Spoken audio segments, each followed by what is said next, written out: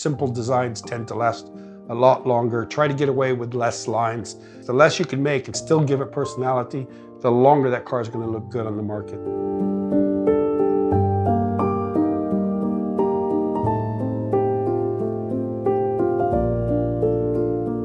Welcome back to a new episode of Critique Your Designs. So this is a chance to look at your work, review it, give you back some tips from my experience and helping you perhaps to improve a little bit on your designs, and might as well inject a little bit more passion into your love of car design. I'm going to begin, first of all, this one with João Pedro.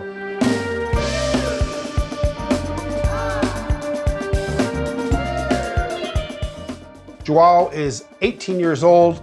He's from Portugal, Portuguese, and we will be looking at a front 3/4 of his interpretation of a new successor for the McLaren 720S. First thing I notice, João, is you've done a great loose sketch.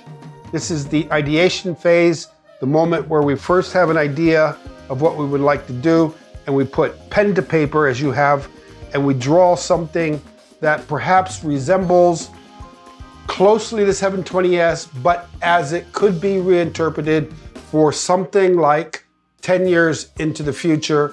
Don't be afraid to show a professional person your what we call dirty sketches or raw sketches, because that's what we really prefer to see. The quality of design comes from the creation phase, from the ideation phase, which is exactly what you sent me here.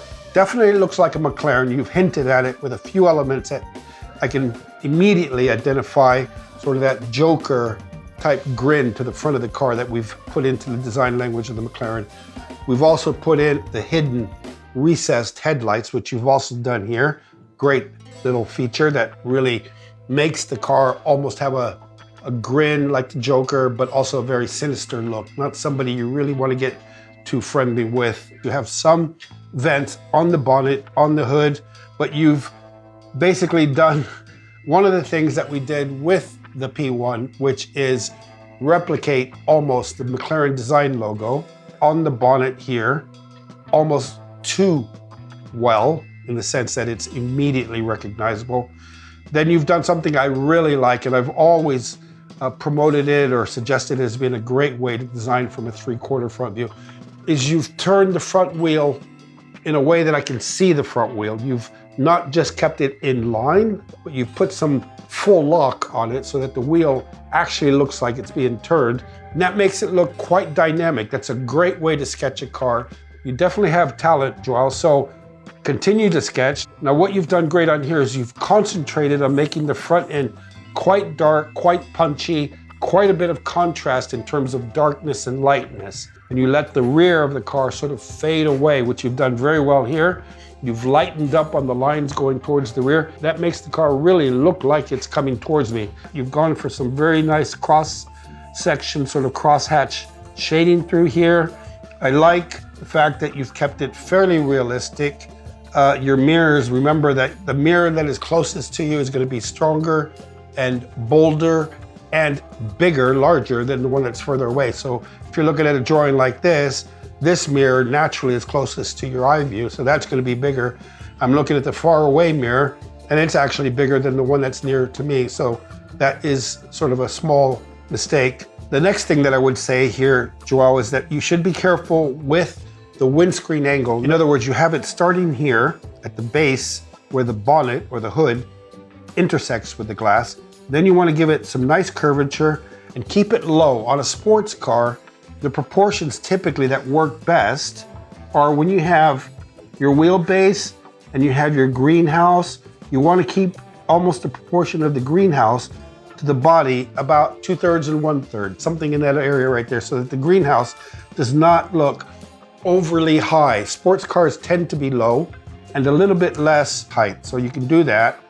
And what you have here, obviously, you can see it's almost 1-to-1. It almost looks like your roof and your body side are about the same height. That in real life would not look good. Now, if we're looking at a future 720S, perhaps the future as we know it is going to be going electric. So you're not going to need so much air intake or quantity of air going into the front of the car. What I would do is start to tend to reduce the size of the air intakes on the bumper. And you can easily do that. At the moment, you can see how much space you have in here. It's quite aggressive with your fang here. It's a little bit of a reverse Dracula approach. It looks very aggressive, almost intimidating. So you don't want cars to scare the people. You want them to be attractive and draw you to it. If you saw a person with teeth like that, I guarantee you probably would not want to get too close to that person. And then as you come to the next information that you're providing me with your sketch here, again, nice here, but again, be careful with square openings around the round wheel. They tend to not work too well together. Try to keep the opening more or less round. You can change a little bit the curvature to give it a little bit more of a dynamic or directional look. But if you go too far in the square direction as you've gone here, they're not going to work well together. So I would readjust your wheel arch opening in this area here. Again, one of the nice things that you can do to almost help you is not draw the A-pillar. Get rid of it because like in the 720S, it's dark. It almost fades from view. So keep your roof line a lot lower than what you have here so you can readjust the proportion of glass to body. Then as you come to the side, you have something that is today quite similar to what is already happening on the 720S. But what you should do here, in this case, is draw section lines. Section lines will provide the viewer with additional information to know what the surface is doing. So as I'm doing this, you can start to see what the section of the car in this area is actually doing. So you can see, for example, that the curve is more intense, the negative surface is more intense, and it tends to fade out as it comes back towards the rear wheel. And very short overhang in the back, which means that you wouldn't see the back of the car because it's already starting to turn behind the car as soon as it gets past the rear wheel. A lot of mistakes that are made by young designers that they'll continue to draw the car as it goes past the rear wheel. Now, Joel, one final last tip. Like I said, nice to draw your spontaneous ideas.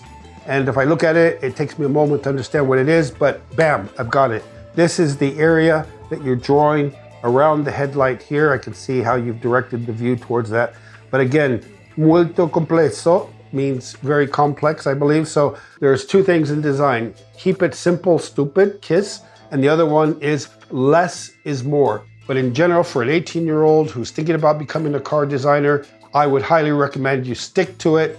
You've already shown a little bit of talent to be able to process the idea of something in your head onto 2D in sketch form in a very readable manner. So continue, Joao. I hope to see your drawings more again in the future. You do have potential.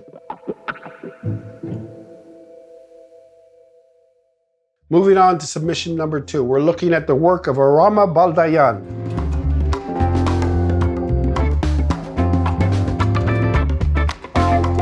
Aram is 26 years old. He has redesigned the BMW Z4. Now, the reason why I'm speaking like this is I'm trying to look at the drawing as I'm speaking, but in the sense that I'm a little bit shocked, which is not a bad thing because strong designs do shock. You understand beauty, you understand history, you've understood the way to carry a design into the next generation without losing the advantages, the loyalty to the last car. I especially like your front 3/4 view because it does look long stretched, very dynamic, very appealing. But then again, if I look at your side view, I'm not looking at the same car. And that often is a mistake with young designers. One of the hardest tricks in design is to draw the same car in 3 different views and to feel that those 3 cars basically are repeating the same proportion, the same scale. That is what is the problem with your design here. Front 3/4 rendered very well, very dynamic. It's a sports car, definitely. Almost like a shaped by the wind, eroded by the wind perhaps. A nice feature on the side that reflects a little bit of different surfacing, such that you have a lot of contrast, a lot of darks and lights. When you have a side panel like that, as opposed to, for example, a side panel like that, this is going to look much heavier because you're reflecting about the same amount of light from that panel. Whereas this curved panel is reflecting light from the sky and then light from the ground. So you're going to have a light and a dark surface. But now what you've done is you've actually gone even further. You've gone like that, like that, like that, and like that. So in general terms. So what you're getting is light, dark, light, dark. As nice as this is a very nice, almost a rendering. I would say that to bring it to the next stage, you should add cut lines. Now, you probably want something like that. I would say, I'm not sure. You can also either put in a line that goes, I don't know, something up into this area, but I wouldn't do that because I don't like too many cut lines. I would just perhaps continue the line around to the side, to the door, or even stop it short of the door. And that way you have what's called the clamshell bonnet, clamshell hood. But it's not the easiest thing, and that's why it's a nice thing, because if it's not easy, it's nice to challenge the engineers because they can do it. I wouldn't say this is a future type car.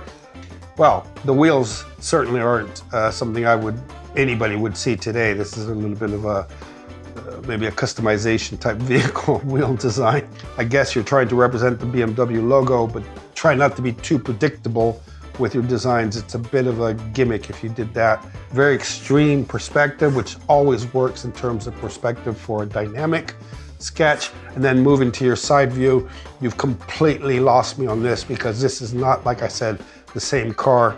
You've got the car basically slammed to the ground. Unless you have hydraulic lifters, that car's going nowhere. And even if you did have hydraulic lifters, it's still not going to go anywhere because you need to open up the wheel wells to get it past the tire. And you're drawing something that for a cartoon works, but not for a professional designer. So you need to consider that when you design cars, you want to make sure that the car is not going to have any issues like that in the end, where they say, well, why didn't you build it like you designed it? Well, it wouldn't work. This is a bit of a confusing area with your highlights. It's a bit like a hot dog or a banana or a broken hot dog. I don't know, something like that. Simple designs tend to last a lot longer. Try to get away with less lines. The less you can make and still give it personality, the longer that car is going to look good on the market. You do have a beautiful shark nose leaning to the front of the BMW. If you know the history, this has always been a beautiful way to treat the front end of BMWs in the past. Then your windscreen angle here, you're basically showing a car with an extreme piece of flat glass. You would see the center line of the glass a little bit through this area here.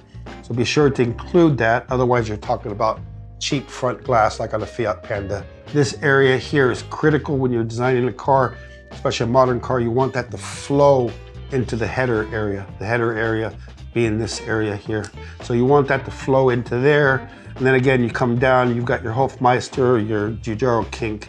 But the problem is this angle here makes the car look like it's actually, like I said, sagging. So you probably want to add something a little bit more dynamic, perhaps. Want to go the other way, catch a little bit of light here, perhaps. Stop there and come up with the bottom of the bumper, and you have something that looks like it's actually leaning forward instead of sitting down.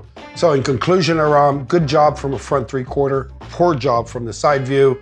I must say I do like it as a successor to the Z4, and you have a very pure, very recognizable BMW Z4 successor here. I think, like in everything, it takes a refinement process. If you were to take this to the next level, we'd start to look at it potentially as something that could perhaps be in production one day.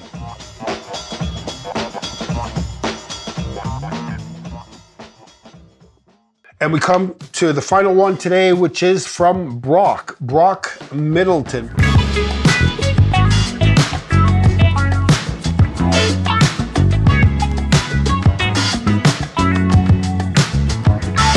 Brock is a pipeline engineer, designs pipes or pipelines, and he's 30 years old. It's his first ever design. Now, if this was my first ever design, no matter what age I am, I'd probably think I was doing something pretty hot. Now, this is a bit of a mix between a Lamborghini Countach, perhaps a Ferrari, perhaps. Looking at your design here, I would not say it's cool or exciting. It's got too many different design languages going on. If the color evaporated from this design, I'd be looking at something that was first and foremost drawn like it would be destined maybe for a coloring book. Now, I understand it's your first drawing, so you're going to be very careful where you place the lines. But again, that's the problem you're having here. You're being too restricted by your application of lines. You're almost thinking too much about where the line should go. My lines would just be flowing like that. I mean, sweeping across the page like that, first of all.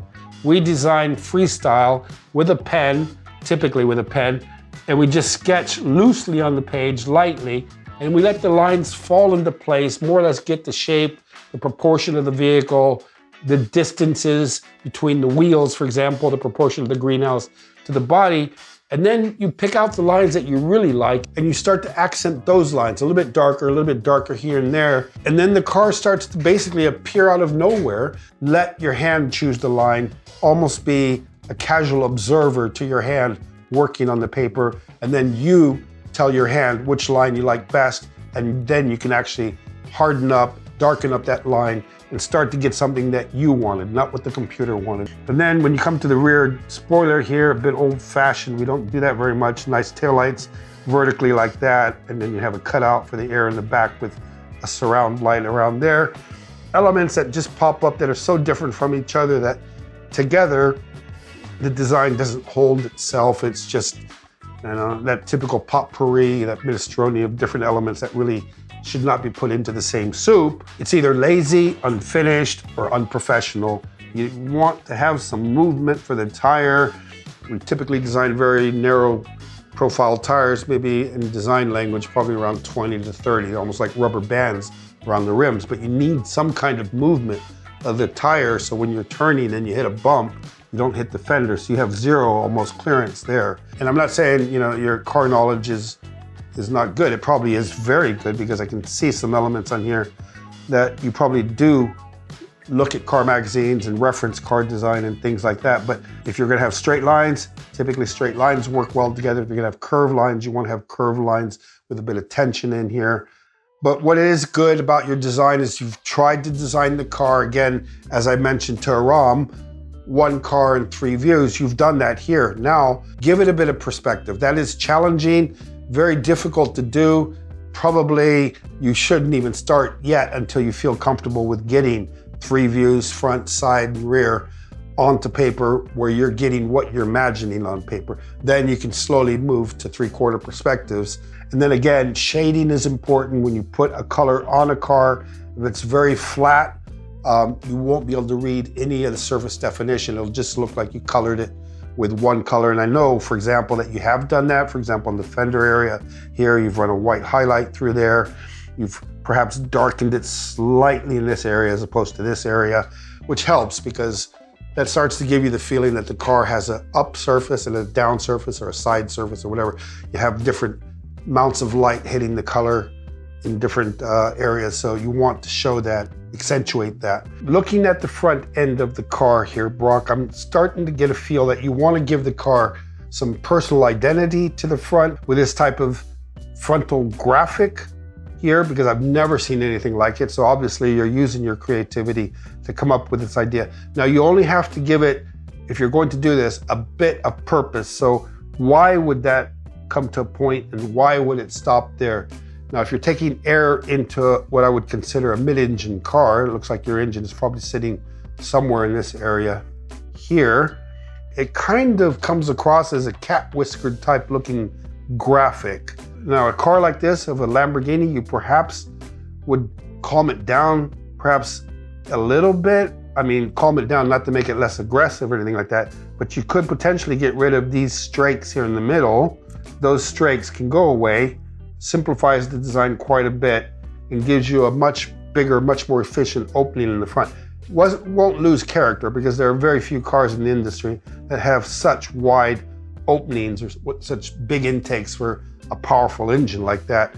And now one last thing here, Brock, on the rear end, remember that a lot of times you're gonna get hit or rear-ended with a car. You're gonna hit that spoiler there and really damage quite a bit of material in that area. So remember that you should have a bumper, at least something that hits the wall before the rest of the car.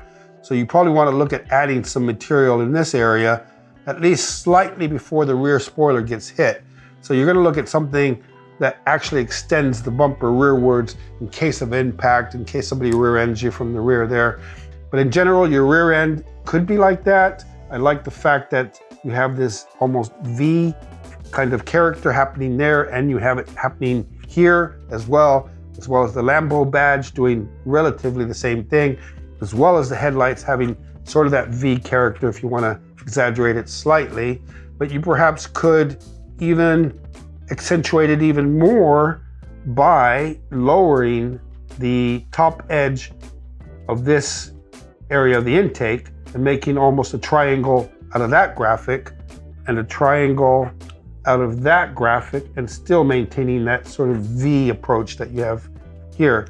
One last thing, Brock, I want to mention on all of them, but it's going to sound repetitive to some of you. Always put a ground plane, a ground line, or a shadow underneath your cars. Otherwise, it's floating on a cloud or in midair or something. You need to make that car look planted on the road.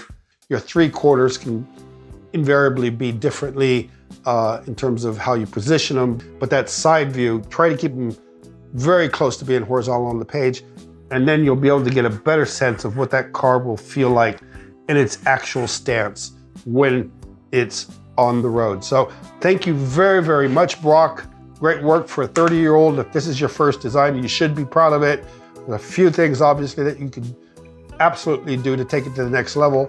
A lot of the good stuff comes from by researching on the internet and finding out some of the sketch sites that actually do show you what the next level could be.